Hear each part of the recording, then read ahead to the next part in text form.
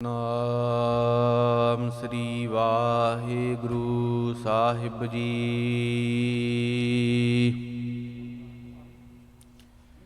ਸ੍ਰੀ ਨਾਨਕ ਅੰਗਦ ਗੁਰੂ ਅਮਰਦਾਸ ਪਦ ਬੰਦ।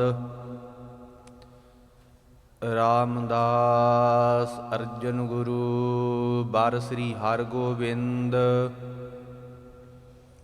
ਹਰੀ ਰਾਏ ਹਰਿ ਕ੍ਰਿਸ਼ਨ ਗੁਰ ਤੇਗ ਬਹਾਦਰ ਚੰਦ। ਦਸਵੇਂ ਗੋਬਿੰਦ ਸਿੰਘ ਗੁਰੂ ਨਮੋ ਚਰਨ ਅਰਵਿੰਦ। ਦੇਹ ਸ਼ਿਵਾ ਬਰ ਮੋਹਿ ਇਹੈ ਸ਼ੁਭ ਕਰਮਣ ਤੇ ਕਬਹੂ ਨਾ ਡਰੋ। ਨਾ ਡਰੋ ਅਰ ਸੋ ਜਬ ਜਾਏ ਲਰੋ। ਨਿਸ਼ਚੈ ਕਰ ਆਪਣੀ ਜੀਤ ਕਰੋ। ਅਰ ਸਿੱਖਣ ਕੋ ਇਹੀ ਮਨ ਲਾਲਚ ਕਉ। ਅਰ ਸਿੱਖੋ ਹੀ ਮਨ ਕਉ ਇਹ ਲਾਲਚ ਕਉ।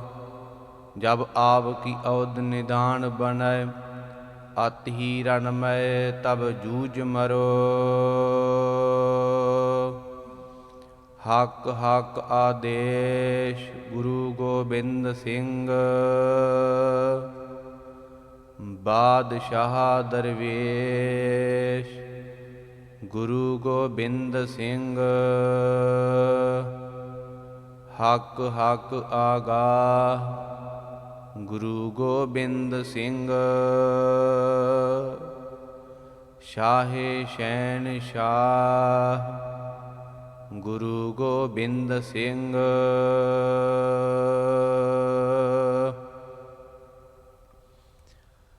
ਪਤਤ ਪਾਵਨ ਚਵਰ ਤਖਤ ਦੇ ਮਾਲਕ। ਲੋਕ ਪਰਲੋਕ ਦੇ ਸਹਾਇਕ। ਸ਼ਬਦ ਅਵਤਾਰ ਨਿਰੰਕਾਰ ਦੀ ਜੋਤ। ਧੰਨ ਧੰਨ ਸਾਹਿਬ ਸ੍ਰੀ ਗੁਰੂ ਗ੍ਰੰਥ ਸਾਹਿਬ ਜੀ ਦੀ ਪਾਵਨ ਔਰ ਪਾਕ ਪਵਿੱਤਰ ਹਜ਼ੂਰੀ ਅੰਦਰ ਸੱਜ ਬੈਠੇ ਗੁਰੂ ਰੂਪ ਗੁਰੂ ਖਾਲਸਾ ਸਤ ਸੰਗਤ ਜੀ ਆਪ ਵਡਭਾਗੇ ਹੋ। ਜੋ ਅੰਮ੍ਰਿਤ ਵੇਲੇ ਤੋਂ ਲੈ ਕਰਕੇ ਧੰਨ ਸਾਹਿਬ ਸ੍ਰੀ ਗੁਰੂ ਗ੍ਰੰਥ ਸਾਹਿਬ ਸੱਚੇ ਪਾਤਸ਼ਾਹ ਮਹਾਰਾਜ ਜੀ ਦੇ ਦਰਸ਼ਨ ਦੀਦਾਰ ਕਰਕੇ ਪਾਵਨ ਗੁਰਬਾਣੀ ਨੂੰ ਸਰਵਣ ਕਰਕੇ ਆਪ ਜੀ ਲਾਹਾ ਪ੍ਰਾਪਤ ਕਰ ਰਹੇ ਹੋ। ਅੰਮ੍ਰਿਤ ਵੇਲੇ ਧੰਨ ਸਾਹਿਬ ਸ੍ਰੀ ਗੁਰੂ ਗ੍ਰੰਥ ਸਾਹਿਬ ਸੱਚੇ ਪਾਤਸ਼ਾਹ ਮਹਾਰਾਜ ਜੀ ਨੇ ਪ੍ਰਕਾਸ਼ਮਾਨ ਹੋ ਕਰਕੇ ਸਮੂਹ ਸੰਗਤਾਂ ਨੂੰ ਦਰਸ਼ਨ ਦੀਦਾਰ ਕੀਤੇ ਔਰ ਮਹਾਰਾਜ ਸਾਹਿਬ ਜੀ ਦੀ ਹਜ਼ੂਰੀ ਅੰਦਰ ਪੰਜ ਬਾਣੀਆਂ ਦੇ ਨਿਤਨੇਮ ਦੇ ਪਾਠ ਹੋਏ ਔਰ ਅੰਮ੍ਰਿਤ ਵੇਲੇ ਤੋਂ ਹੀ ਪਾਵਨ ਗੁਰਬਾਣੀ ਦਾ ਕੀਰਤਨ ਦਾ ਪ੍ਰਵਾਹ ਚੱਲ ਰਿਹਾ ਹੈ। ਆਪ ਸਮੂਹ ਸੰਗਤਾਂ ਬੜੀ ਸ਼ਰਧਾ ਪ੍ਰੇਮ ਦੇ ਨਾਲ ਬੈਠ ਕਰਕੇ ਪਾਵਨ ਗੁਰਬਾਣੀ ਦਾ ਆਨੰਦ ਮਾਣ ਰਹੇ ਹੋ। ਗੁਰੂ ਰੂਪ ਗੁਰੂ ਖਾਲਸਾ ਸਤ ਸੰਗਤ ਜੀ, ਅੱਜ ਆਪ ਗੁਰੂ ਕੀਆਂ ਸੰਗਤਾਂ ਕਲਗੀਧਰ ਪਾਤਸ਼ਾਹ ਧੰਨ ਸ੍ਰੀ ਗੁਰੂ ਗੋਬਿੰਦ ਸਿੰਘ ਮਹਾਰਾਜ ਜੀ ਦਾ ਅੰਤਮ ਸਮਾਂ ਜੋਤੀ ਜੋਤ ਦਿਹਾੜਾ ਆਪ ਜੀ ਮਨਾ ਰਹੇ ਹੋ। ਕਲਗੀਧਰ ਪਾਤਸ਼ਾਹ ਧੰਨ ਸ੍ਰੀ ਗੁਰੂ ਗੋਬਿੰਦ ਸਿੰਘ ਮਹਾਰਾਜ ਜੀ ਦਾ ਜੀਵਨ ਕਹਿਣ ਤੇ ਕਥਨ ਤੋਂ ਪਰੇ ਹੈ, ਕਿਉਂਕਿ ਕਲਗੀਧਰ ਪਾਤਸ਼ਾਹ ਮਹਾਰਾਜ ਸਾਹਿਬ ਜੀ ਦੇ ਵਰਗਾ ਨਾ ਕੋਈ ਪੈਗੰਬਰ ਔਲੀਆ ਪਾਰ ਬ੍ਰਹਮ ਦਾ ਸਰੂਪ ਹੋ ਸਕਦਾ ਹੈ ਤੇ ਨਾ ਕੋਈ ਹੋਇਆ ਹੈ ਤੇ ਨਾ ਹੋ ਹੀ ਸਕਦਾ। ਜਿਸ ਵੇਲੇ ਕਲਗੀਧਰ ਪਾਤਸ਼ਾਹ ਧੰਨ ਸ੍ਰੀ ਗੁਰੂ ਗੋਬਿੰਦ ਸਿੰਘ ਮਹਾਰਾਜ ਜੀ ਨੇ ਪਟਨਾ ਸ਼ਹਿਰ ਦੀ ਪਵਿੱਤਰ ਧਰਤੀ ਤੇ ਅਵਤਾਰ ਧਾਰਨ ਕੀਤਾ ਔਰ ਬਚਪਨ ਦੇ ਵਿੱਚ ਹੀ ਮਹਾਰਾਜ ਜੀ ਛੋਟੇ ਛੋਟੇ ਬੱਚਿਆਂ ਦੇ ਨਾਲ ਆਪ ਕਮਾਂਡਰ ਬਣਿਆ ਕਰਦੇ ਤੇ ਬੱਚਿਆਂ ਦੇ ਨਾਲ ਛੋਟੇ ਜਿਹੇ ਸ਼ਸਤਰ ਆਦਿਕ ਸੋਟੀਆਂ ਲੈ ਕਰਕੇ ਜੰਗ ਵਾਂਗੂ ਖੇਡਿਆ ਕਰਦੇ। ਔਰ ਮਹਾਰਾਜ ਸਾਹਿਬ ਜੀ ਨੂੰ ਬਚਪਨ ਤੋਂ ਹੀ ਲੈ ਕਰਕੇ ਜੰਗਾਂ ਯੁੱਧਾਂ ਦਾ ਆਪਣੇ ਕੋਲ ਸ਼ਸਤਰ ਰੱਖਣ ਦਾ ਬਹੁਤ ਚਾਅ ਸੀ। ਜਿਸ ਵੇਲੇ ਕਲਗੀਧਰ ਪਾਤਸ਼ਾਹ ਧੰਨ ਸ੍ਰੀ ਗੁਰੂ ਗੋਬਿੰਦ ਸਿੰਘ ਮਹਾਰਾਜ ਸਾਹਿਬ ਜੀ ਅਨੰਦਪੁਰ ਸਾਹਿਬ ਦੀ ਪਵਿੱਤਰ ਧਰਤੀ ਤੇ ਪਹੁੰਚਦੇ ਨੇ, ਇੱਥੇ ਮਹਾਰਾਜ ਜੀ ਨੇ ਇੱਕ ਨਹੀਂ ਅਨੇਕਾਂ ਹੀ ਕੌਤਕ ਕੀਤੇ ਨੇ। ਮਹਾਰਾਜ ਸਾਹਿਬ ਜੀ ਨੇ ਆਪਣੇ ਖਾਲਸੇ ਨੂੰ ਸ਼ਸਤਰਧਾਰੀ ਹੋਣ ਦਾ ਉਪਦੇਸ਼ ਦਿੱਤਾ ਔਰ ਮਹਾਰਾਜ ਜੀ ਨੇ ਘੋੜ ਸਵਾਰੀ ਕਰਨ ਦਾ ਹੁਕਮ ਕੀਤਾ। ਰਣਜੀਤ ਨਗਾਰਾ ਮਹਾਰਾਜ ਜੀ ਨੇ ਅਨੰਦਪੁਰ ਦੀ ਧਰਤੀ ਤੇ ਇਹ ਵਜਾਇਆ ਕਰਨਾ। ਆਪ ਆਪਣੇ ਸਰੀਰ ਦੇ ਤਨ ਦੇ ਉੱਪਰ ਸ਼ਸਤਰ ਪਹਿਨ ਕੇ ਮਹਾਰਾਜ ਜੀ ਨੇ ਅੰਮ੍ਰਿਤ ਵੇਲੇ ਸ਼ਿਕਾਰ ਖੇਡਣ ਵਾਸਤੇ ਜਾਇਆ ਕਰਨਾ। ਇਹ ਪਹਾੜੀ ਰਾਜਿਆਂ ਨੂੰ ਪਤਾ ਲੱਗਾ ਕਿ ਕਲਗੀਧਰ ਪਾਤਸ਼ਾਹ ਧੰਨ ਸ੍ਰੀ ਗੁਰੂ ਗੋਬਿੰਦ ਸਿੰਘ ਮਹਾਰਾਜ ਸਾਹਿਬ ਜੀ ਦਾ ਤੇਜ ਪ੍ਰਤਾਪ ਵਡਿਆਈ ਇਹ ਦਿਨ ਬਾ ਦਿਨ ਕਰਕੇ ਬਹੁਤ ਵੱਧਦੀ ਜਾ ਰਹੀ ਹੈ। ਆਖਰਕਾਰ ਬਹੁਤ ਜ਼ਿਆਦੀ ਈਰਖਾ ਪਹਾੜੀ ਫੌਜਾਂ ਨੇ ਮਹਾਰਾਜ ਜੀ ਦੇ ਨਾਲ ਕਰਨੀ। ਕੋਈ ਐਸਾ ਸਮਾਂ ਆ ਜਾਣਾ, ਮਹਾਰਾਜ ਸਾਹਿਬ ਜੀ ਨੇ ਆਪਣੇ ਖਾਲਸੇ ਨੂੰ ਸੰਬੋਧਨ ਹੋ ਕਰਕੇ ਕਹਿਣਾ ਕਿ ਵਿਸਾਖੀ ਵਾਲੇ ਦਿਨ ਸਾਰੀਆਂ ਸੰਗਤਾਂ ਕੇਸਗੜ੍ਹ ਦੀ ਪਵਿੱਤਰ ਧਰਤੀ ਤੇ ਪਹੁੰਚੀਏ। ਵੱਖ-ਵੱਖ ਨਗਰਾਂ ਦੇ ਵਿੱਚ ਸਿੱਖਾਂ ਨੇ ਹੁਕਮ ਲੈ ਕਰਕੇ ਜਾਣੇ। ਸੰਗਤਾਂ ਨੂੰ ਪਤਾ ਲੱਗਣਾ, ਬੜੀ ਚੜ੍ਹਦੀ ਕਲਾ ਦੇ ਨਾਲ ਸੰਗਤਾਂ ਮਹਾਰਾਜ ਜੀ ਦੇ ਕੋਲ ਪਹੁੰਚੀਆਂ ਔਰ ਕਲਗੀਧਰ ਪਾਤਸ਼ਾਹ ਧੰਨ ਸ੍ਰੀ ਗੁਰੂ ਗੋਬਿੰਦ ਸਿੰਘ ਮਹਾਰਾਜ ਜੀ ਨੇ ਖੰਡੇ ਬਾਟੇ ਦੀ ਪਹੁਲ ਤਿਆਰ ਕਰਨੀ, ਪੰਜਾਂ ਪਿਆਰਿਆਂ ਦੀ ਮੰਗ ਕਰਨੀ। ਪੰਜਾਂ ਪਿਆਰਿਆਂ ਨੂੰ ਸਰਜੀਤ ਕਰਕੇ ਮਹਾਰਾਜ ਜੀ ਨੇ ਅੰਮ੍ਰਿਤ ਦੀ ਦਾਤ ਦੇਣੀ। ਆਪ ਮਹਾਰਾਜ ਜੀ ਨੇ ਗੋਬਿੰਦ ਰਾਏ ਤੋਂ ਗੋਬਿੰਦ ਸਿੰਘ ਬਣਨਾ ਔਰ ਆਪਣੇ ਖਾਲਸੇ ਨੂੰ ਅੰਮ੍ਰਿਤ ਦੀ ਦਾਤ ਦੇਣੀ। ਅਨੇਕਾਂ ਹੀ ਕੌਤਕ ਕਰਨ ਤੋਂ ਉਪਰੰਤ ਮਹਾਰਾਜ ਜੀ ਨੂੰ ਪਹਾੜੀ ਫੌਜਾਂ ਨੇ ਐਸਾ ਮਜਬੂਰ ਕਰ ਦਿੱਤਾ। ਇਹ ਆਨੰਦਪੁਰ ਦਾ ਕਿਲ੍ਹਾ ਕਲਗੀਧਰ ਪਾਤਸ਼ਾਹ ਧੰਨ ਸ੍ਰੀ ਗੁਰੂ ਗੋਬਿੰਦ ਸਿੰਘ ਮਹਾਰਾਜ ਸਾਹਿਬ ਜੀ ਨੂੰ ਸਾਰੀ ਸਿੰਘਾਂ ਨੂੰ ਪਰਿਵਾਰ ਨੂੰ ਇਹ ਛੱਡਣਾ ਪਿਆ। ਜਿਸ ਵੇਲੇ ਕਲਗੀਧਰ ਪਾਤਸ਼ਾਹ ਧੰਨ ਸ੍ਰੀ ਗੁਰੂ ਗੋਬਿੰਦ ਸਿੰਘ ਮਹਾਰਾਜ ਸਾਹਿਬ ਜੀ ਆਨੰਦਪੁਰ ਦਾ ਕਿਲ੍ਹਾ ਛੱਡਦੇ ਨੇ ਔਰ ਮਹਾਰਾਜ ਸਾਹਿਬ ਜੀ ਦਾ ਸਰਸਾ ਨਦੀ ਦੇ ਕਿਨਾਰੇ ਤੇ ਪਰਿਵਾਰ ਤਿੰਨਾਂ ਹਿੱਸਿਆਂ ਦੇ ਵਿੱਚ ਵੰਡਿਆ ਜਾਣਾ। ਪ੍ਰਾਣਾਂ ਤੋਂ ਪਿਆਰੇ ਗੁਰਸਿੱਖਾਂ ਨੇ ਸਰਸਾ ਦੀ ਭੇਟਾ ਹੋ ਜਾਣਾ ਔਰ ਮਹਾਰਾਜ ਸਾਹਿਬ ਜੀ ਦਾ ਕੁਝ ਸਾਜੋ ਸਮਾਨ ਸਰਸਾ ਦੇ ਵਿੱਚ ਰੁੜ ਜਾਣਾ ਔਰ ਭਾਈ ਬਚਿੱਤਰ ਸਿੰਘ ਜੀ ਨੇ ਸ਼ਹੀਦ ਹੋਣਾ। ਭਾਈ ਉਦੇ ਸਿੰਘ ਜੀ ਦੀ ਸ਼ਹੀਦੀ ਹੋ ਜਾਣੀ ਔਰ ਅੱਗੇ ਮਹਾਰਾਜ ਸਾਹਿਬ ਜੀ ਨੇ ਚਮਕੌਰ ਦੀ ਗੜ੍ਹੀ ਦੇ ਵਿੱਚ ਆਪਣਾ ਉਤਾਰਾ ਕਰਨਾ। 10 ਲੱਖ ਫੌਜ ਦੇ ਨਾਲ 40 ਸਿੰਘਾਂ ਨੇ ਮੁਕਾਬਲਾ ਕਰਨਾ। ਵੱਖ-ਵੱਖ ਸਿੰਘਾਂ ਨੂੰ 5-5 ਸਿੰਘਾਂ ਦਾ ਜਥਾ ਦੇ ਕਰਕੇ 10 ਲੱਖ ਫੌਜ ਦੇ ਨਾਲ ਮੁਕਾਬਲਾ ਕਰਨ ਵਾਸਤੇ ਜਕਾਰਿਆਂ ਦੀ ਆਵਾਜ਼ ਵਿੱਚ ਮਹਾਰਾਜ ਜੀ ਨੇ ਭੇਜਣਾ। ਆਪਣੇ ਜਿਗਰ ਦੇ 2 ਟੋਟਿਆਂ ਨੂੰ ਆਪ ਮਹਾਰਾਜ ਜੀ ਨੇ ਤਿਆਰ ਕਰਨਾ, ਕਮਰ ਕੱਸੇ ਲਾਉਣੇ, ਦੁਮਾਲੇ ਸਜਾਉਣੇ, ਆਪ ਸਰੀਰ ਦੇ ਉੱਪਰ ਸ਼ਸਤਰ ਪਹਿਨਾ ਕੇ ਦੇਣੇ ਔਰ ਥਾਪੜਾ ਦੇ ਕਰਕੇ ਬਾਬਾ ਜੁਝਾਰ ਸਿੰਘ ਜੀ ਨੂੰ, ਬਾਬਾ ਅਜੀਤ ਸਿੰਘ ਜੀ ਨੂੰ ਮਹਾਰਾਜ ਜੀ ਨੇ ਮੈਦਾਨੇ ਜੰਗ ਦੇ ਵਿੱਚ ਭੇਜਣਾ। ਨੇਤਰਾਂ ਦੇ ਸਾਹਮਣੇ ਵੱਡੇ ਸਾਹਿਬਜ਼ਾਦਿਆਂ ਨੇ ਸ਼ਹੀਦੀਆਂ ਪ੍ਰਾਪਤ ਕਰ ਲੈਣੀਆਂ।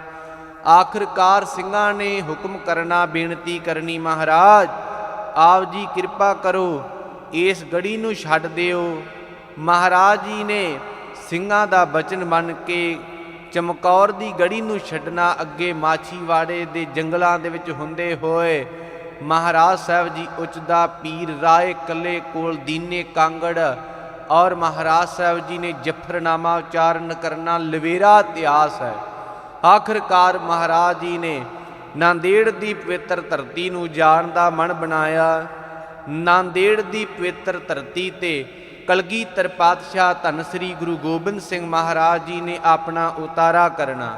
ਮਹਾਰਾਜ ਸਾਹਿਬ ਜੀ ਜਾਣਦੇ ਸਨ, ਕਿਉਂਕਿ ਘਟ ਘਟ ਕੇ ਅੰਤਰ ਕੀ ਜਾਣਤ, ਭਲੇ ਬੁਰੇ ਕੀ ਪੀਰ ਪਛਾਨਤ, ਘਟ ਘਟ ਮਾਲਕ ਦਿਲਾਂ ਕਾ, ਸੱਚਾ ਪਰਵਦਗਾਰ। ਘਟਾਂ ਘਟਾਂ ਦੀਆਂ ਜਾਣਨ ਵਾਲੇ ਸਤਿਗੁਰੂ ਧੰਨ ਸ੍ਰੀ ਗੁਰੂ ਗੋਬਿੰਦ ਸਿੰਘ ਮਹਾਰਾਜ ਸਾਹਿਬ ਜੀ ਆਉਣ ਵਾਲਾ ਸਮਾਂ ਜਾਣਦੇ ਸਨ। ਮਹਾਰਾਜ ਸਾਹਿਬ ਜੀ ਨੂੰ ਪਤਾ ਸੀ ਕਿ ਸਾਡਾ ਅੰਤਲਾ ਸਮਾਂ ਹਜੂਰ ਸਾਹਿਬ ਦੀ ਨਾਂਦੇੜ ਦੀ ਧਰਤੀ ਤੇ ਆਉਣਾ ਹੈ।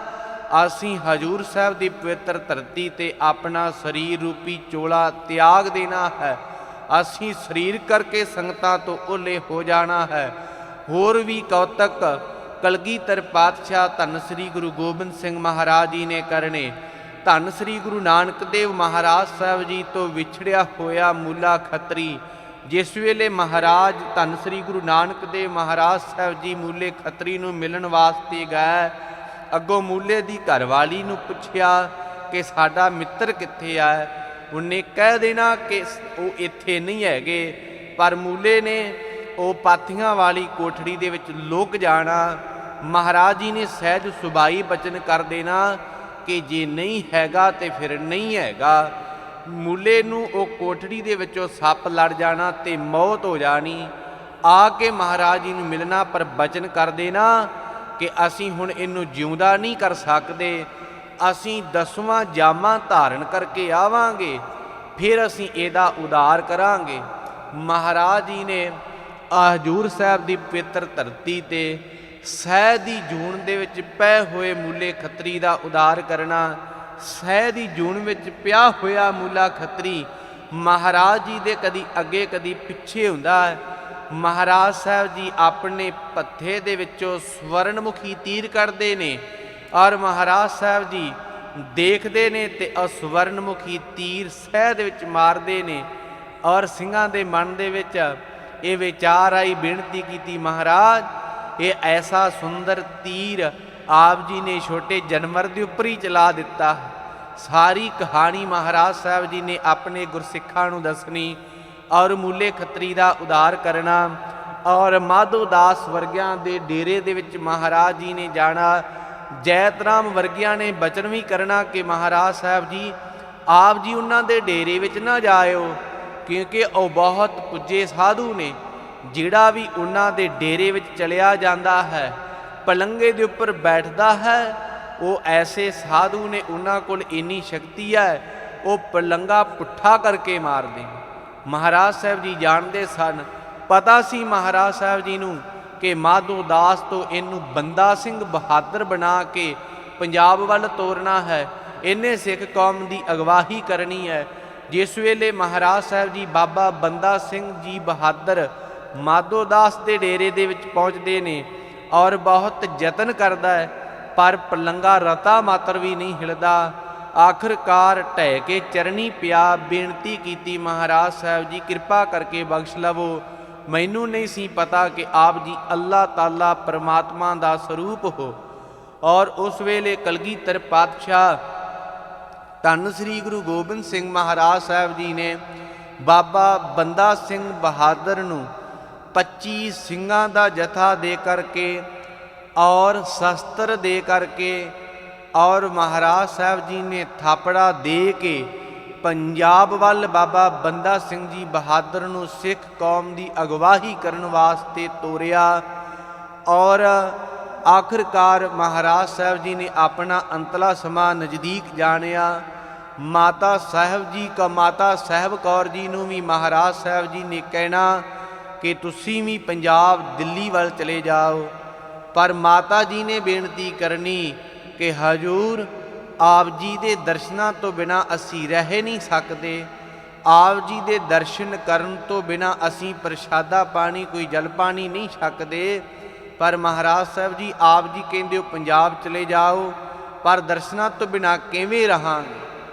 ਔਰ ਉਸ ਵੇਲੇ ਕਲਗੀਧਰ ਪਾਤਸ਼ਾਹ ਧੰਨ ਸ੍ਰੀ ਗੁਰੂ ਗੋਬਿੰਦ ਸਿੰਘ ਮਹਾਰਾਜ ਸਾਹਿਬ ਜੀ ਸ਼ਸਤਰਾਂ ਦੇ ਨਾਲ ਬਹੁਤ ਪਿਆਰ ਕਰਿਆ। क्योंकि जिथे आदि श्री गुरु ग्रंथ साहिब सच्चे पातशाह महाराज साहिब जी की पावन गुरबाणी का उलत्था धन श्री गुरु गोबिंद सिंह महाराज साहिब जी ने दमदमा साहिब की पवित्र धरती ते उच्चारण किया और उत्थे महाराज साहिब जी ने दसम की पावन गुरबाणी अपनी रसना तो मुखार बिंद तो उच्चारण की। मैं ते छोटी जी बेनती करा कि दसम की पावन गुरबाणी तो अजकल बहुत लर्जी है किंतु चल रहा है, पर खालसा जी गुरु के सिख नूं कदा चित भी दसम की पावन गुरबाणी ते किंतु परंतु नहीं करना चाहिए। और धन श्री गुरु गोबिंद सिंह महाराज जी ने दसम की पवित्र गुरबाणी के अंदर 721 अंग ते शस्त्र नाम माला बाणी उचारण अपने खालसे नूं शस्त्र धारण करन दा उपदेश दिता, शस्त्रां दी पूजा करन दा, शस्त्रां दा सत्कार करन दा हुक्म कीता। महाराज साहब जी दसम दी गुरबाणी दे अंदर जिक्र करते ने, महाराज साहब जी कहते जब हमरे दर्शन को आवहो बन सुचेत तन शस्त्र सजावहो। महाराज साहब जी कहते ने कि खालसा जी ਸਿੰਘੋ ਜਦੋਂ ਸਾਡੇ दर्शन करन वास्ते आउंदे जे ना उदों ਤਿਆਰ ਬਰ ਤਿਆਰ हो करके अपने शरीर के उपर शस्त्र पहन के साडे कोल आया करो, साडे फिर तुहानू दर्शन होया कर। बिना शस्त्र के संग नरंग भेड़ जानो गहे कान ताको किते लै सिधानो। इह मोर आज्ञा सुनो हे प्यारे बिना के शस्त्रंग ना देवहूँ दीदारे। कलगीधर पातशाह महाराज साहब जी कहते ਸਿੰਘੋ ਜਿਹਦੇ ਕੋਲ केस नहीं ਜਿਹਦੇ ਕੋਲ शस्त्र नहीं ਉਹਨੂੰ ਸਾਡੇ दर्शन नहीं होणगे, ਅਸੀਂ ਉਹਨਾਂ ਨੂੰ दर्शन नहीं देवांगे। खालसा जी ਇਹ केसां ਨੂੰ भी बहुत वड्डी महानता महाराज जी ने दिती है, शस्त्रां ਨੂੰ भी वड्डी महानता दिती है। केस भी आपां नूं जरूरी है, अपना फर्ज बनता कि उस कलगीधर पातशाह महाराज साहब जी नूं जे आपां पिता मनदे हां ते आपां केसां तार भी होना अपने वास्ते अति जरूरी है। और कलगीधर पातशाह धन श्री गुरु गोबिंद सिंह महाराज जी ने माता साहिब कौर जी नूं अपने कमर कस्से दे शस्त्र देने और बचन करना कि माता साहिब कौर जी नूं कहना कि तुसीं दिल्ली चले जाओ, आ साडे शस्त्र लै जाओ, जा करके इन्हां शस्त्रां दी पूजा करियो। जदों अरदास करया करोगे शस्त्रां दे उपरों ये चादरा पिछां करिया करोगे, शस्त्रां दे विचों साडे दर्शन हो जाया कर। और कलगीधर पातशाह महाराज साहब जी की आग्ञा लै करके और माता साहिब कौर जी ने दिल्ली वल आ जाना और नांदेड़ की पवित्र धरती ते फिरोज खां हाकम ने कहना कि ये धरती साडी है, पर महाराज साहब जी ने कहना कि ये धरती तुहाडी नहीं ये साडी है। और ज़्यादा जिद करनी। बहादुर शाह जिन्हों महाराज साहब जी ने राज भाग दबाया ਉਹਦੇ हथ दे विच भी चिट्ठी आउणी, महाराज जी ने करना कि जे इन्हां नूं यकीन नहीं हुंदा ते आ धरती थोड़ी जी पुट लियो, जे धरती दे हेठां कुछ निकल आवेगा ते धरती साडी होवेगी, जे धरती दे विचों कोई साडी निशानी नहीं निकलेगी ते असीं धरती छड्ड देवांगे, ये थां छड्ड देवांगे। और कलगीधर पातशाह धन श्री गुरु गोबिंद सिंह महाराज साहब जी ने जिस तरह हुक्म करना उसी तरह वो धरती नूं थां नूं मिट्टी नूं पुट्टिया जाना। और जदों पुट्टी गई और विचों एक गड़वा अग्नि का झुंड कुछ वस्तुआं निकलनियां, हाकम बादशाह नूं पता लगना, धरती महाराज साहब जी ने फिर पैसे दे करके खरीद लैनी, बचन करना कि साडे ਸਿੰਘਾਂ नूं ये बादशाह हकूमत तंग करेगी। और महाराज साहब जी ने नांदेड़ की धरती नूं वो कुछ माया दे करके खरीद लिया। और उस वेले कलगीधर पातशाह महाराज साहब जी एक दिन दीवान सजा करके बैठे ने, दूरों दरेडे तो संगतां दर्शन दीदार करन वास्ते आ रही ने। ਦੱਖਣੀ ਸਿੱਖਾਂ ਨੂੰ ਪਤਾ ਲੱਗਾ ਕਿ ਮਹਾਰਾਜ ਜੀ ਸਾਡੇ ਇਲਾਕੇ ਦੇ ਵਿੱਚ ਪਹੁੰਚੇ ਨੇ। ਦੱਖਣੀ ਸਿੰਘ ਬੜੇ ਹੁਮ ਹੁਮਾ ਕੇ ਮਹਾਰਾਜ ਜੀ ਦੇ ਦਰਸ਼ਨ ਕਰਨ ਵਾਸਤੇ ਆ ਰਹੇ ਨੇ। ਇੱਧਰ ਪੈਦੇ ਖਾਨ ਦੇ ਦੋ ਪੁੱਤਰੇ, ਜਿਨ੍ਹਾਂ ਦਾ ਨਾਮ ਇਤਿਹਾਸ ਦੇ ਵਿੱਚ ਗੁੱਲ ਖਾਨ ਤੇ ਅਤੁੱਲੇ ਖਾਂ ਆਇਆ, ਔਰ ਆ ਕਰਕੇ ਮਹਾਰਾਜ ਜੀ ਨੂੰ ਨਮਸਕਾਰ ਕਰਨੀ, ਬੇਨਤੀ ਕਰਨੀ, ਬਚਨ ਕਰਨਾ, ਮਹਾਰਾਜ ਸਾਹਿਬ ਜੀ ਅਸੀਂ ਪੈਦੇ ਖਾਂ ਦੇ ਪੋਤਰੇ ਹਾਂ, ਜਿਹਨੂੰ ਧੰਨ ਸ੍ਰੀ ਗੁਰੂ ਹਰਗੋਬਿੰਦ ਸਾਹਿਬ ਮਹਾਰਾਜ ਸਾਹਿਬ ਜੀ ਪੈਦੇ ਖਾਂ ਹਜ਼ੂਰੀ ਦੇ ਵਿੱਚ ਆਇਆ। ਆਪ ਮਹਾਰਾਜ ਜੀ ਖੁਰਾਕਾਂ ਖਵਾਇਆ ਕਰਦੇ, ਆਪ ਮੱਲ ਅਖਾੜੇ ਦੇ ਵਿੱਚ ਪੈਦੇ ਖਾਂ ਦੇ ਨਾਲ ਜ਼ੋਰ ਕਰਿਆ ਕਰਦੇ। ਆਖਰ ਖਾ ਪੈਦੇ ਖਾਂ ਹੰਕਾਰੀ ਹੋ ਗਿਆ, ਮਹਾਰਾਜ ਸਾਹਿਬ ਜੀ ਦੇ ਉੱਪਰ ਚੜ੍ਹਾਈ ਕਰਕੇ ਆਇਆ।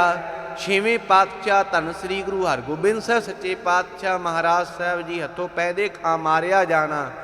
ਇਹ ਪੈਦੇ ਖਾਂ ਦੇ ਪੋਤਰਿਆਂ ਨੇ ਆ ਕੇ ਮਹਾਰਾਜ ਸਾਹਿਬ ਜੀ ਨੂੰ ਨਮਸਕਾਰ ਕਰਨੀ, ਬੇਨਤੀ ਕਰਨੀ, ਔਰ ਦੀਵਾਨ ਦੇ ਵਿੱਚ ਸੰਗਤ ਦੇ ਵਿੱਚ ਪਾਲੀ ਪੁੱਤਰਾਂ ਨੇ ਮਹਾਰਾਜ ਜੀ ਦੇ ਵਾਸਤੇ ਇਹ ਸੁੰਦਰ ਕਟਾਰ ਖੰਜਰ ਲੈ ਕੇ ਆਉਣਾ, ਔਰ ਲਾਗੇ ਹੀ ਗੋਲੇ ਖਾਂ ਬੈਠਾ ਹੋਇਆ। ਮਹਾਰਾਜ ਸਾਹਿਬ ਜੀ ਸ਼ਸਤਰ ਦੇ ਧਨੀ ਹੈ, ਪਰਖ ਹੈ ਮਹਾਰਾਜ ਸਾਹਿਬ ਜੀ ਨੂੰ।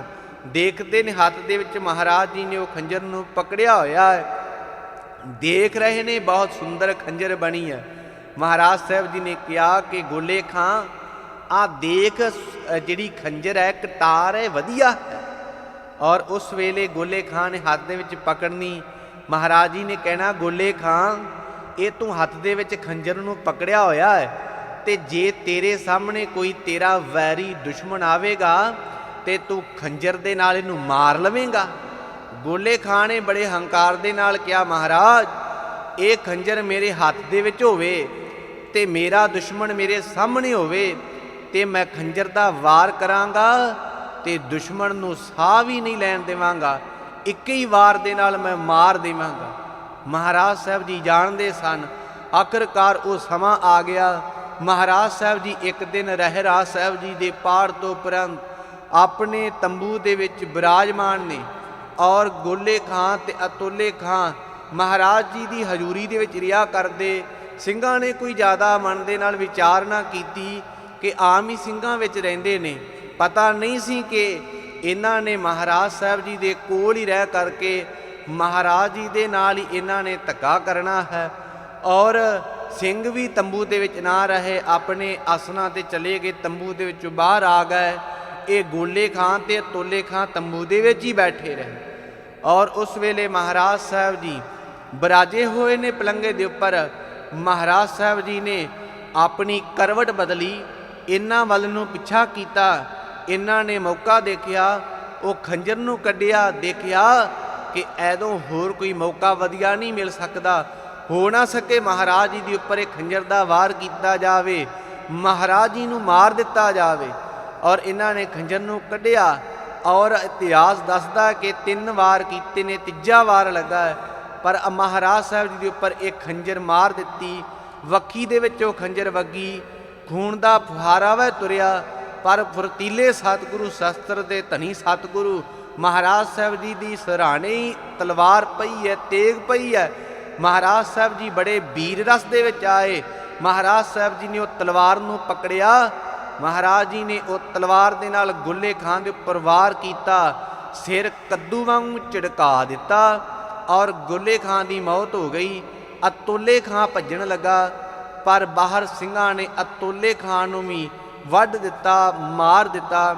ਔਰ ਆਖਰਕਾਰ ਮਹਾਰਾਜ ਸਾਹਿਬ ਜੀ ਦਾ ਉਹ ਜ਼ਖਮ ਸੀਤਾ ਗਿਆ। ਪਰ ਮਹਾਰਾਜ ਸਾਹਿਬ ਜੀ ਦੇ ਦਰਸ਼ਨ ਦੀਦਾਰ ਕਰਨ ਵਾਸਤੇ ਸੰਗਤਾਂ ਆਉਂਦੀਆਂ ਨੇ। ਮਹਾਰਾਜ ਜੀ ਦੇ ਕੋਲ ਸੁੰਦਰ ਧਨੁੱਖ ਹੈ ਔਰ ਤੀਰ ਕਮਾਨ ਹੈ। ਅਹੰਕਾਰ ਦੇ ਵਿੱਚ ਕਿਸੇ ਨੇ ਸੰਗਤ ਦੇ ਵਿੱਚੋਂ ਕਿਹਾ ਕਿ ਮਹਾਰਾਜ ਜੀ ਨੇ ਇਹ ਸ਼ਸਤਰ ਕੇਵਲ ਤੇ ਕੇਵਲ ਸੰਗਤਾਂ ਨੂੰ ਦਰਸ਼ਨ ਦੀਦਾਰੇ ਕਰਵਾਉਣ ਵਾਸਤੇ ਰੱਖਿਆ ਹੋਵੇਗਾ, ਇਹਨੂੰ ਕੋਈ ਚਲਾਉਂਦਾ ਨਹੀਂ ਹੋਵੇਗਾ। ਪਰ ਉਸ ਵੇਲੇ ਮਹਾਰਾਜ ਸਾਹਿਬ ਜੀ ਨੇ ਉਹ ਸ਼ੰਕਾ ਨਿਵਰਤ ਕਰਨ ਵਾਸਤੇ ਆਪ ਉਹ ਤੀਰ ਕਮਾਨ ਨੂੰ ਪਕੜਿਆ, ਔਰ ਜਿਹਦਾ ਇਤਿਹਾਸ ਦੇ ਵਿੱਚ ਜ਼ਿਕਰ ਆਉਂਦਾ ਕਿ 9 ਟੰਕ ਦਾ ਹੈ। ਔਰ ਮਹਾਰਾਜ ਸਾਹਿਬ ਜੀ ਨੇ ਉਹ ਵੱਡਾ ਤੀਰ ਕਮਾਨ ਪਕੜਿਆ, ਔਰ ਕਮਾਨ ਦੀ ਤੰਦੀ ਦੇ ਉੱਪਰ ਤੀਰ ਚੜ੍ਹਾ ਕੇ ਛੱਡਿਆ। ਔਰ ਵੀਰ ਰਸ ਦੇ ਵਿੱਚ ਮਹਾਰਾਜ ਸਾਹਿਬ ਜੀ ਨੇ ਜਿਸ ਵੇਲੇ ਤੀਰ ਛੱਡਿਆ ਪਰ ਉਹ ਮਹਾਰਾਜ ਸਾਹਿਬ ਜੀ ਦਾ ਜ਼ਖਮ ਅੱਲਾ ਸੀ ਔਰ ਜ਼ਖਮ ਪਾੜ ਗਿਆ, ਖੂਨ ਦਾ ਫੁਹਾਰਾ ਵਗਿਆ। ਆਪਣੀ ਕਮਰ ਕੱਸੇ ਨਾਲ ਮਹਾਰਾਜ ਸਾਹਿਬ ਜੀ ਦਾ ਉਹ ਜ਼ਖਮ ਬੰਨਿਆ ਗਿਆ। ਸਿੰਘਾਂ ਨੇ ਬੇਨਤੀ ਕੀਤੀ, ਮਹਾਰਾਜ ਆਪ ਜੀ ਦੇ ਜ਼ਖਮ ਸੀਨ ਵਾਸਤੇ ਹਕੀਮ ਬੁਲਾ ਲਈਏ, ਪਰ ਮਹਾਰਾਜ ਸਾਹਿਬ ਜੀ ਨੇ ਇਨਕਾਰ ਕਰ ਦਿੱਤਾ ਕਿ ਹੁਣ ਜ਼ਖਮ ਸੀਨ ਦਾ ਸਮਾਂ ਨਹੀਂ, ਸਾਡਾ ਹੁਣ ਅੰਤਲਾ ਸਮਾਂ ਆ ਗਿਆ ਹੈ। ਅਸੀਂ ਹੁਣ ਗੁਰਤਾ ਗੱਦੀ ਧੰਨ ਸ੍ਰੀ ਗੁਰੂ ਗ੍ਰੰਥ ਸਾਹਿਬ ਸੱਚੇ ਪਾਤਸ਼ਾਹ ਮਹਾਰਾਜ ਸਾਹਿਬ ਜੀ ਨੂੰ ਦੇ ਦੇਣੀ ਹੈ। ਅਸੀਂ ਹੁਣ ਤੁਹਾਡੇ ਤੋਂ ਓਹਲੇ ਹੋ ਜਾਣਾ ਹੈ। ਔਰ ਸਿੰਘਾਂ ਦੇ ਮਨ ਦੇ ਵਿੱਚ ਵੈਰਾਗ ਆਇਆ, ਬੇਨਤੀਆਂ ਕੀਤੀਆਂ, ਮਹਾਰਾਜ ਸਾਹਿਬ ਜੀ ਇਹ ਕੀ ਬਚਨ ਕਰ ਰਹੇ ਹੋ। ਔਰ ਪਰ ਮਹਾਰਾਜ ਸਾਹਿਬ ਜੀ ਨੇ ਧੰਨ ਸ੍ਰੀ ਗੁਰੂ ਗ੍ਰੰਥ ਸਾਹਿਬ ਸੱਚੇ ਪਾਤਸ਼ਾਹ ਮਹਾਰਾਜ ਸਾਹਿਬ ਜੀ ਨੂੰ ਗੁਰਤਾ ਗੱਦੀ ਦੇਣ ਤੋਂ ਉਪਰੰਤ ਸਿੰਘਾਂ ਨੂੰ ਕਹਿਣਾ ਕਿ ਚਿਖਾ ਤਿਆਰ ਕਰਵਾਓ, ਤੰਬੂ ਲਵਾਓ ਔਰ ਕੈਨਾਤਾਂ ਲਵਾ ਕੇ ਚਿਖਾ ਨੂੰ ਤਿਆਰ ਕਰਕੇ ਕਲਗੀਧਰ ਪਾਤਸ਼ਾਹ ਮਹਾਰਾਜ ਸਾਹਿਬ ਜੀ ਨੇ ਵੱਖ-ਵੱਖ ਨਗਰਾਂ ਦੇ ਵਿੱਚੋਂ ਸੰਗਤਾਂ ਬੁਲਾਉਣੀਆਂ, ਵੱਡਾ ਇਕੱਠਾ ਹੋ ਜਾਣਾ। ਔਰ ਕਲਗੀਧਰ ਪਾਤਸ਼ਾਹ ਧੰਨ ਸ੍ਰੀ ਗੁਰੂ ਗੋਬਿੰਦ ਸਿੰਘ ਮਹਾਰਾਜ ਸਾਹਿਬ ਜੀ ਨੇ ਆਪਣਾ ਅੰਤਲਾ ਸਮਾਂ ਜਾਣ ਕੇ ਆਪਣੇ ਸਰੀਰ ਦੇ ਉੱਪਰ ਸ਼ਸਤਰ ਪਹਿਨ ਲੈਣੇ ਔਰ ਤਿਆਰ ਬਰ ਤਿਆਰ ਹੋ ਕਰਕੇ ਉਹ ਚਿਖਾ ਦੇ ਵਿੱਚ ਮਹਾਰਾਜ ਜੀ ਨੇ ਚੌਂਕੜਾ ਲਾ ਲੈਣਾ। ਜਿਉਂ ਜਲ ਮੈਂ ਜਲ ਆਏ ਖਟਾਨਾ, ਤਿਉਂ ਜੋਤੀ ਸੰਗ ਜੋਤ ਸਮਾਨਾ। ਸੂਰਜ ਕਿਰਨ ਮਿਲੇ ਜਲ ਕਾ ਜਲ ਹੁਆ ਰਾਮ, ਜੋਤੀ ਜੋਤ ਰਲੀ ਸੰਪੂਰਨ ਥੀਆ ਰਾਮ। ਸਰੀਰ ਕਰਕੇ ਮਹਾਰਾਜ ਸਾਹਿਬ ਜੀ ਨੇ ਆਪਣੇ ਤੋਂ ਓਹਲੇ ਹੋ ਜਾਣਾ। ਸ਼ਬਦ ਕਰਕੇ ਬਚਨ ਕਰਨਾ ਕਿ ਜੇ ਕਿਸੇ ਨੇ ਸਾਡੇ ਦਰਸ਼ਨ ਕਰਨੇ ਆ ਉਹ ਧੰਨ ਸ੍ਰੀ ਗੁਰੂ ਗ੍ਰੰਥ ਸਾਹਿਬ ਮਹਾਰਾਜ ਸਾਹਿਬ ਜੀ ਦਰਸ਼ਨ ਕਰ ਲਿਆ ਕਰੇ। ਜਿਹਨੇ ਸਾਡੇ ਨਾਲ ਬਚਨ ਬਿਲਾਸ ਕਰਨੇ ਆ ਉਹ ਬਾਣੀ ਪੜ੍ਹ ਕੇ ਸਾਡੇ ਨਾਲ ਬਚਨ ਬਿਲਾਸ ਕਰ ਲਿਆ ਕਰੇ। ਔਰ ਸਾਡੇ ਦਰਸ਼ਨ ਖਾਲਸੇ ਦੇ ਵਿੱਚੋਂ ਸਿੰਘਾਂ ਦੇ ਵਿੱਚੋਂ ਵੀ ਹੋਇਆ ਕਰਨਗੇ, ਤਿਆਰ ਬਰ ਤਿਆਰ ਸਿੰਘਾਂ ਦੇ ਵਿੱਚ ਵੀ ਹੋਇਆ ਕਰਨਗੇ।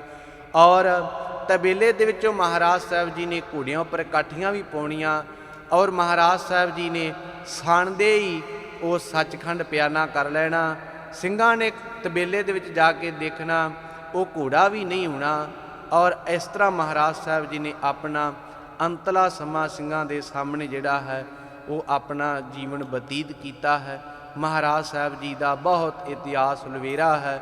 ਔਰ ਅੱਗੇ ਮਹਾਰਾਜ ਸਾਹਿਬ ਜੀ ਨੂੰ ਜੰਗਲ ਦੇ ਵਿੱਚ ਸਿੱਖ ਨੇ ਵੀ ਮਿਲਣਾ। ਆ ਕੇ ਉਹ ਸਿੱਖ ਨੇ ਸੰਗਤਾਂ ਨੂੰ ਦੱਸਣਾ ਕਿ ਮਹਾਰਾਜ ਸਾਹਿਬ ਜੀ ਸਾਨੂੰ ਜੰਗਲ ਦੇ ਵਿੱਚ ਘੋੜੇ ਦੇ ਉੱਪਰ ਸਵਾਰ ਮਿਲੇ ਨੇ। ਸੰਗਤਾਂ ਨੂੰ ਤਰਵਾਸਾ ਵੀ ਹੋਣਾ। ਲਵੇਰਾ ਇਤਿਹਾਸ ਹੈ। ਟਾਈਮ ਹੋ ਗਿਆ, ਇਤਨੀ ਕੁ ਹਾਜ਼ਰੀ ਆਪ ਜੀ ਨੇ ਪ੍ਰਵਾਨ ਕਰਨੀ। ਗੁਰੂ ਕੀ ਸੰਗਤ ਧੰਨ ਸ੍ਰੀ ਗੁਰੂ ਗ੍ਰੰਥ ਸਾਹਿਬ ਸੱਚੇ ਪਾਤਸ਼ਾਹ ਮਹਾਰਾਜ ਸਾਹਿਬ ਜੀ ਬਖਸ਼ਿੰਦ ਪਿਤਾ ਹੈ, ਬਖਸ਼ ਦੇਣ, ਅੱਗੇ ਤੋਂ ਸਮਤ ਬਖਸ਼ਿਸ਼ ਕਰਨ। ਆਓ ਦਿਓ ਅਸੀਸ, ਗੱਜ ਕੇ ਆਖੋ ਵਾਹਿਗੁਰੂ ਜੀ ਕਾ ਖਾਲਸਾ, ਵਾਹਿਗੁਰੂ ਜੀ ਕੀ ਫਤਿਹ।